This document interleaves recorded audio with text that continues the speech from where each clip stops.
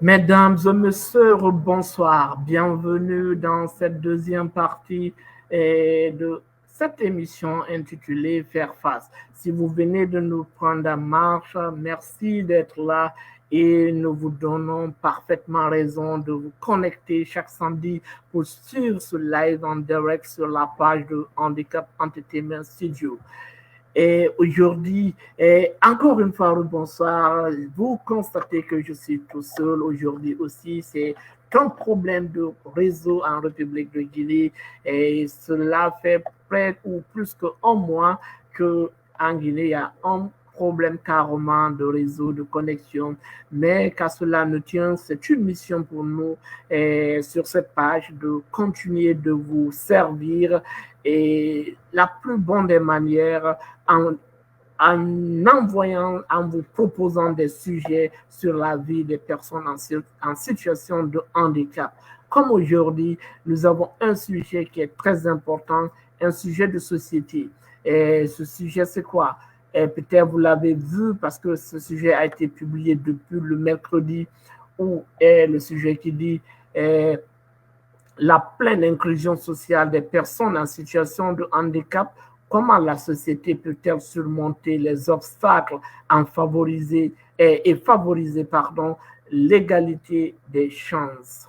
Donc, c'est un sujet qui est très important, comme je le disais à l'entame, parce que ça nous parle de l'inclusion sociale. L'inclusion sociale, ça débute dans notre famille.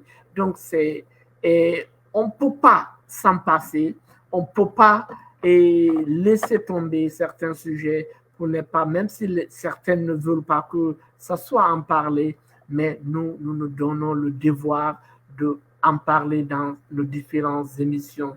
Les sujets des personnes en situation de handicap, ce n'est pas un tabou. On, on vous les propose chaque week-end et dans des différentes émissions au cours de la semaine. Donc, comme vous le savez si bien que l'inclusion sociale des personnes en situation de handicap est un sujet important, comme je le disais à l'entame, dans notre société. Il s'agit de veiller à ce que toutes les personnes, quel que soit leur handicap, puissent participer pleinement à la vie sociale, économique, politique et culturelle. Donc, pour qu'il y ait l'inclusion, il faut que cela soit clair. Il faut que, quel qu'en soit l'handicap de la personne, quel qu'en soit l'handicap, je le dis bien, il faut qu'elle puisse participer. Il faut qu'elle puisse participer à plusieurs choses, c'est-à-dire à la vie sociale, à l'économie, à la politique et culturelle, parce que chacun de nous peut apporter quelque chose de positif, peut apporter quelque chose de plus. Donc, dans ce sujet d'aujourd'hui, dans cette émission, nous allons essayer de, de développer un peu, de vous donner ce que nous pensons, ce que je pense sur ce sujet.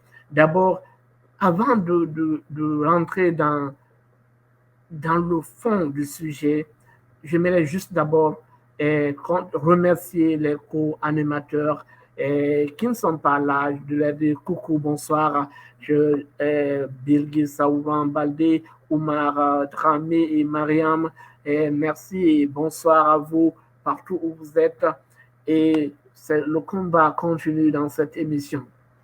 Maintenant, revenons à nos mots et tons. Donc, comme je le disais, l'inclusion sociale débute dans nos maisons. Ça débute dans nos maisons. Parce que chacun de nous a une famille. Chaque enfant est né dans une famille, est né d'une mère, d'un père. Donc, l'inclusion commence là. L'amour et la considération que ta maman, ton père, ta famille, tes frères, tes sœurs t'apportent, ça débute là. C'est eux qui peuvent te faire de telle sorte que tu te sens à l'aise, tu sens une fierté en toi.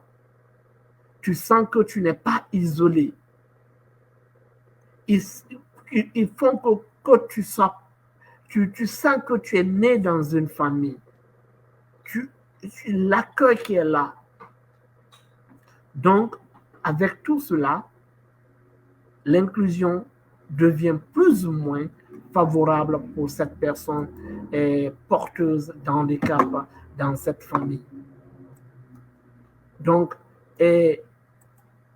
vu tout cela, comme je dis, donc de là-bas, nous allons parler maintenant des voisins, des amis avec lesquels ces personnes handicapées grandissent.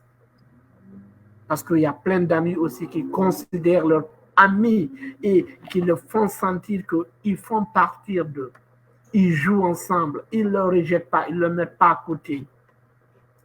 Ils vont toujours créer quelque chose qu'ils vont participer au jeu qu'ils font.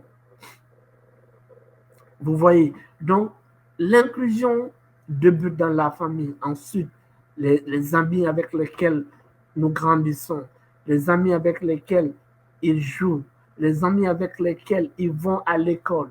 Donc, tout ceci ont un rôle à jouer dans l'inclusion sociale de toutes les entités en un mot. Parce que ce n'est pas seulement les personnes en situation de handicap qui ont besoin de l'inclusion sociale. Tout le monde. Parce que dans notre société, beaucoup de personnes se fient maintenant à l'apparence. D'autres sont obèses, d'autres sont minces, skinny, comme on le dit parfois. Mais il faut faire de telle sorte que cette personne se sente fière d'elle-même. Il faut faire que cette personne ne rejette pas sa propre personne, mais en force de leur écarter des activités sociales, des activités culturelles, des activités politiques et les activités même familiales, la personne va être carrément un individu dans la famille, c'est-à-dire une personne peut-être où personne n'a besoin. C'est pas bon. C'est pas bon de favoriser ce système de vie. C'est pas bon de favoriser ce système de cohabitation avec avec ta famille, avec tes amis. C'est pas du tout bon. Donc, c'est ensuite, nous allons parler maintenant le rôle du gouvernement dans tout ça, le rôle des associations, des ONG concernant par exemple les personnes en situation de handicap. Donc, pour amorcer et faire comprendre bien ce sujet, je vais commencer d'abord, nous allons parler de la politique qu'on doit créer, on doit mettre en place pour favoriser ce système, pour que l'inclusion sociale soit quelque chose de pratique, soit quelque chose qu'on peut vivre et être fier de l'un et l'autre. Donc, et encore une fois, c'est votre serviteur, c'est votre président chroniqueur de cette émission aujourd'hui, de ce numéro, Ali Diobari. Et donc, sur cette page, Handicap Entertainment Studio, continuez de nous suivre, continuez de partager partout où vous êtes. Vous pouvez participer à cette émission à travers vos commentaires. Je vais lire vos commentaires pour partager vos idées aux autres, pour que chacun comprenne exactement qu'est-ce que vous pensez de ce sujet. Donc, on va continuer dans l'émission. Et maintenant, il faut comprendre quelque chose. La première des choses à comprendre, c'est quoi? La pleine inclusion sociale des personnes en situation de handicap nécessite des efforts concertés à plusieurs niveaux. Parce qu'on ne peut pas se lever dans ce jour, parler ou réaliser l'inclusion sociale, surtout quand on parle de la pleine inclusion sociale. Chacun de nous dans la société a un rôle à jouer. Chacun est coupable de ce qui se passe. Chacun peut jouer un rôle positif comme un rôle négatif. Donc, si chacun de nous doit jouer un rôle, à savoir quoi? La sensibilisation. Il faut suffisamment faire la sensibilisation. L'accessibilité physique et numérique, l'éducation, l'inclusion ainsi que dans la politique gouvernementale favorables sont essentielles pour surmonter les inégalités. Donc, tout cela peut favoriser l'inégalité. Parce que s'ils ne sont pas inclus, s'il n'y a pas suffisamment de sensibilisation, il n'y a pas d'accessibilité physique. Quand on parle de l'accessibilité physique, je veux parler ici des bâtiments, des lieux publics, les lieux de loisirs. Donc, tout ceci, on doit avoir l'accessibilité numérique. Par exemple, on parle des données, on parle de l'information, malgré en ce moment qu'aujourd'hui, l'accessibilité numérique et où à l'information est bloquée. Donc, le gouvernement peut favoriser cela pour surmonter l'inégalité. Ils peuvent créer une approche de collaboration de la société. Donc, on peut parler des entreprises, des gouvernements, et c'est crucial pour créer un environnement plus inclusif et garantir l'égalité des chances pour tous. Le gouvernement a ce pouvoir, les entreprises ont ce pouvoir, parce que c'est crucial, c'est important, c'est nécessaire, c'est obligatoire que chacun se sente bien dans son pays, avec ses semblables, avec ses frères, avec la société en un mot. Promouvoir l'égalité des chances, de lutter contre la discrimination et de créer un environnement accessible. Cela peut nécessiter des adaptations, des infrastructures physiques toujours. Parce que pour que chacun ait une éducation, il va falloir que la personne aille à l'école pour apprendre. Maintenant, ce bâtiment, si ce n'est pas accessible, comment cette personne en situation de handicap peut aller à l'école et apprendre? Ou bien s'il a un emploi, si l'accessibilité de ce bâtiment où la personne doit travailler n'est pas accessible. Il y a quelques mois, on nous parlait du ministère où Tombolia Fauté travaillait, il n'y avait pas d'ascenseur. Ou bien nous prenons, il y a quelque temps, je ne sais pas s'ils ont corrigé, au ministère de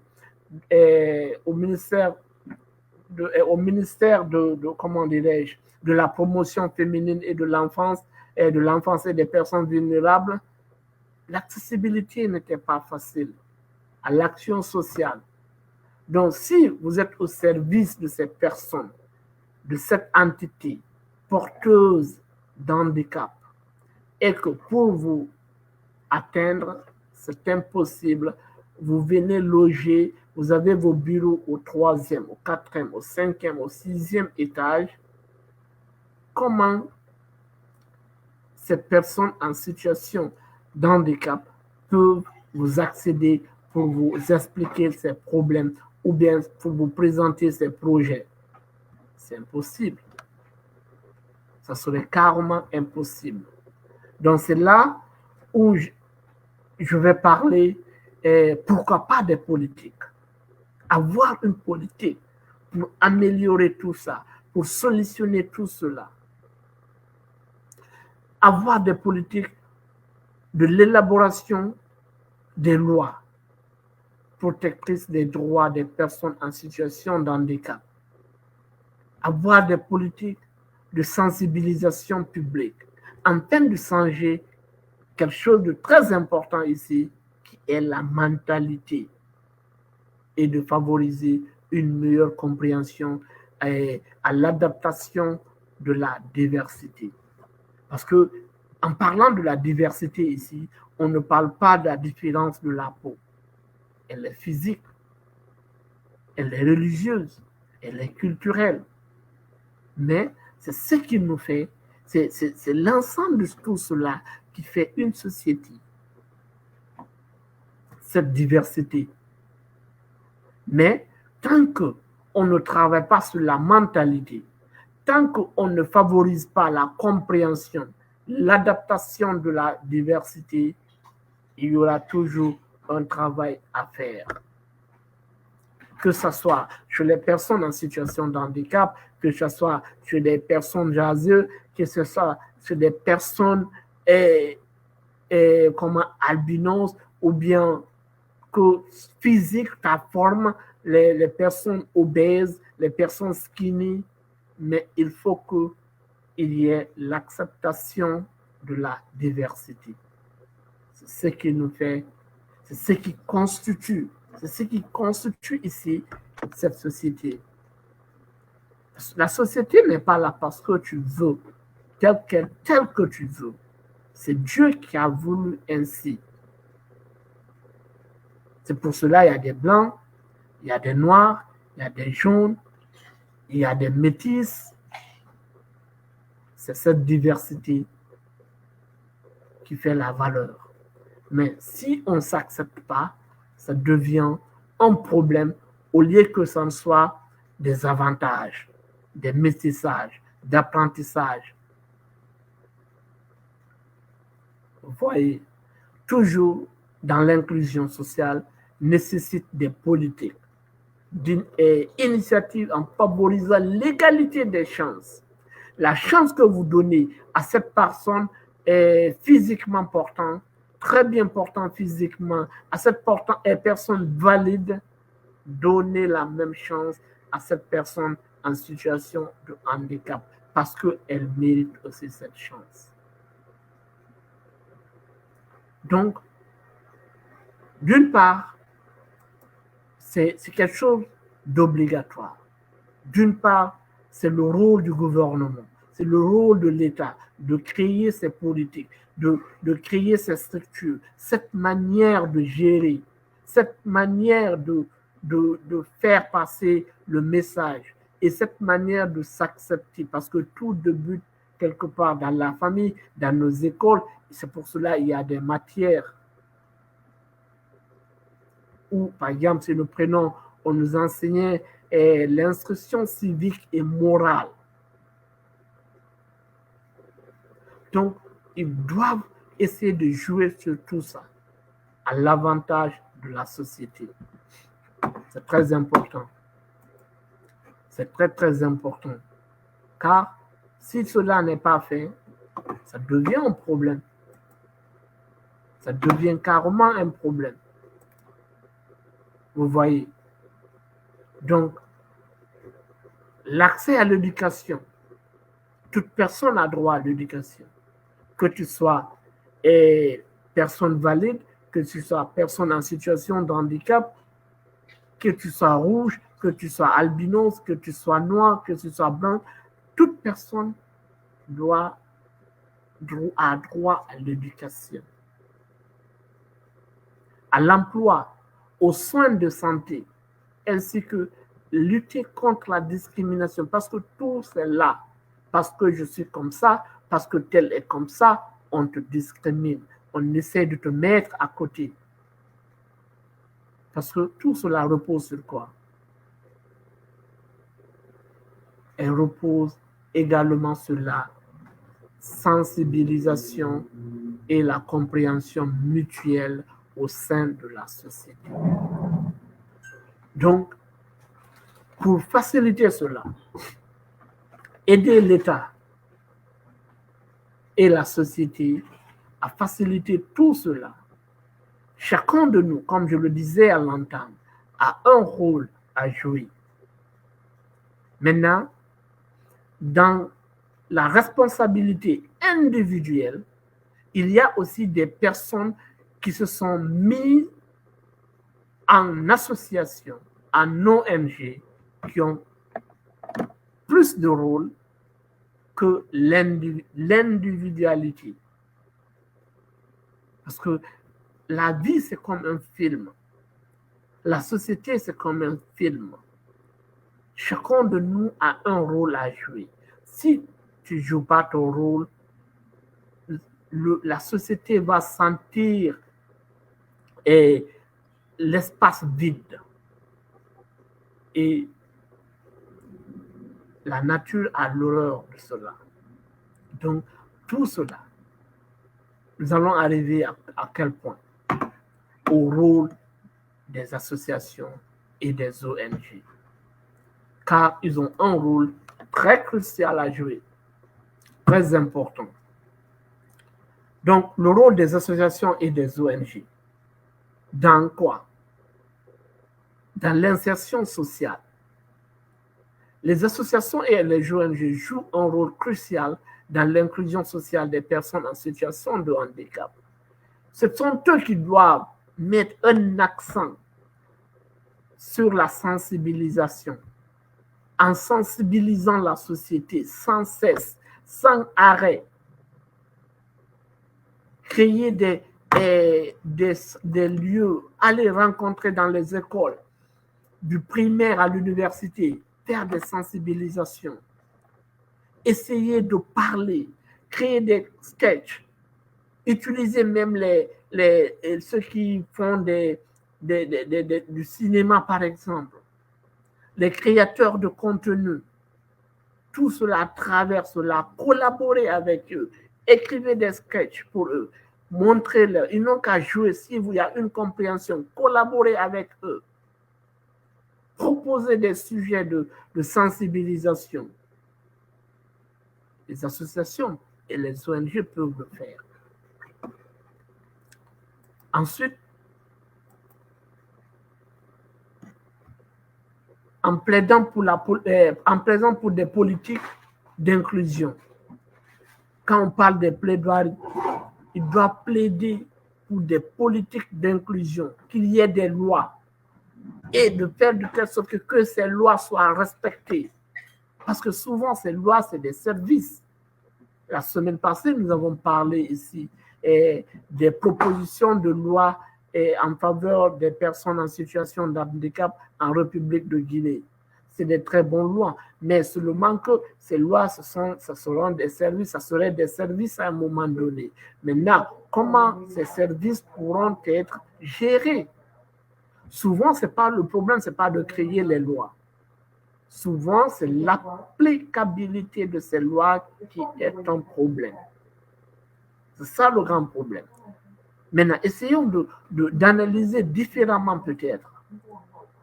Essayons de mettre un système pour que ces lois soient réellement vues sur le terrain et que ces personnes en situation de handicap puissent jouir de ces droits, pour que ces exercices se reflètent sur les personnes en situation de handicap. En fournissant des services de soutien. Ça, c'est le rôle des associations et des ONG. Mais une association qui existe pendant des années, ils ne fournissent aucun service de soutien pour les personnes en situation de handicap. Cette association, cette ONG n'a pas lieu d'être. En créant des espaces accessibles. Parfois, les associations, la société doit jouer un rôle d'exemple.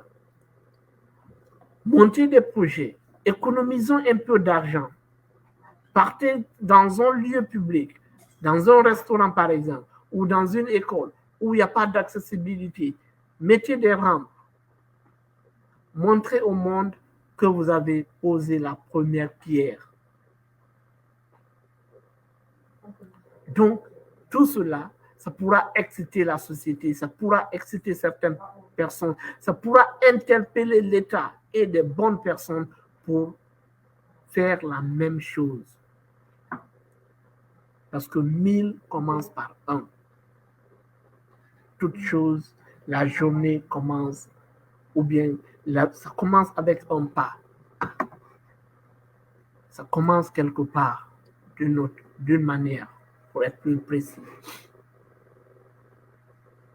Donc, elle travaille également à changer les mentalités et à promouvoir l'égalité des chances pour favoriser la participation active des personnes en situation de handicap dans tous les aspects de la vie sociale. On revient encore avec la mentalité. Tout est mental.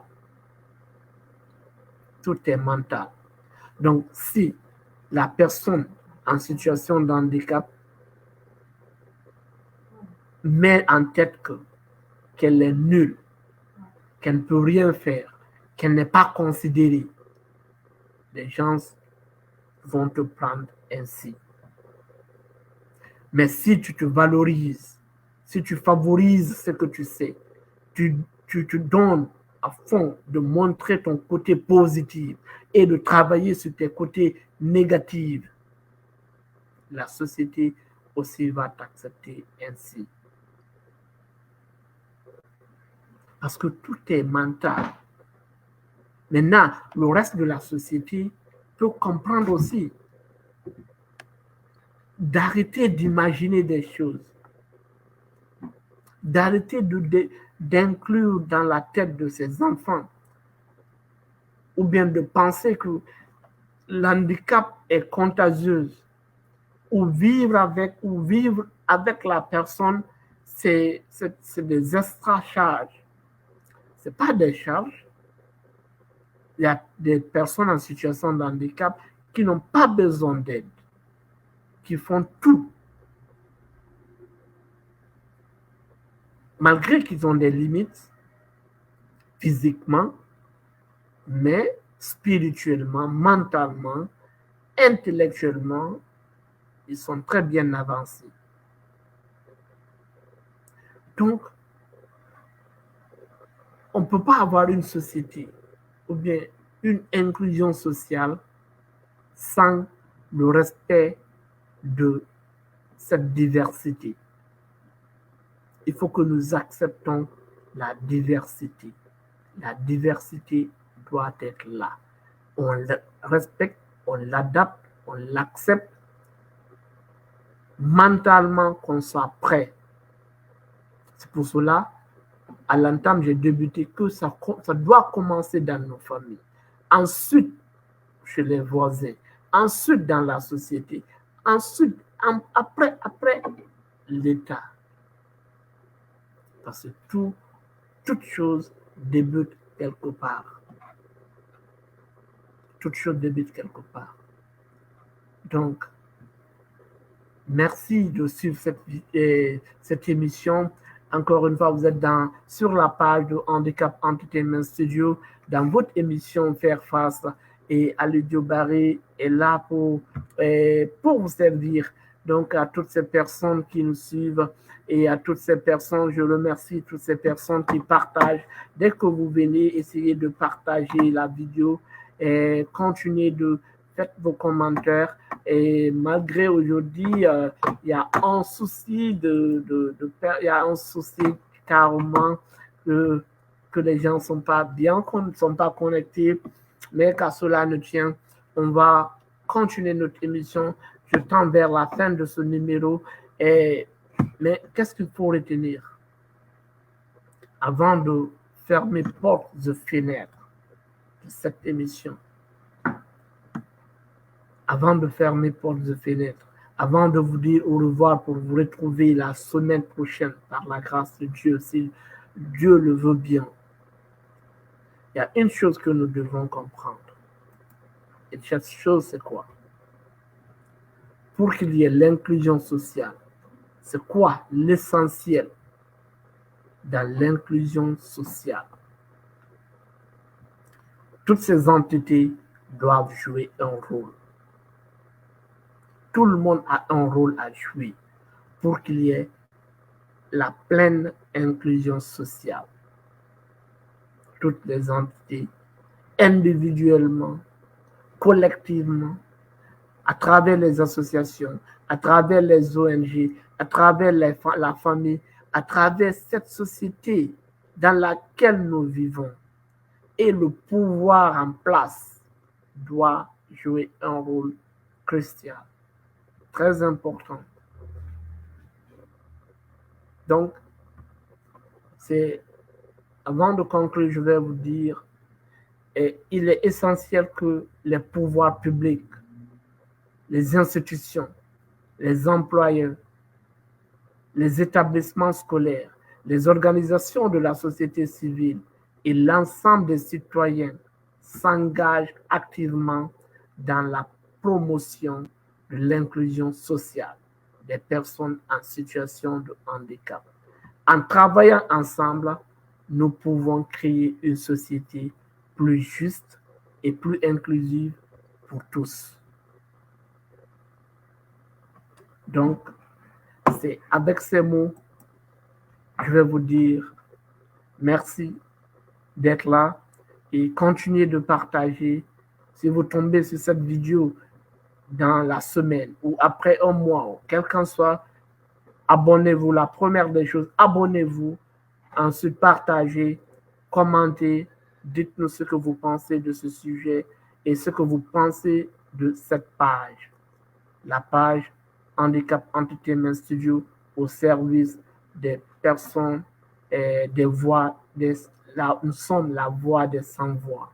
Donc, c'était Alidio Barry pour vous servir dans cette émission et je vous dis merci et pour se retrouver la semaine prochaine, Inch'Allah. Continuez de suivre nos différentes émissions et publications au cours de la semaine sur la page de Handicap Entertainment Studio.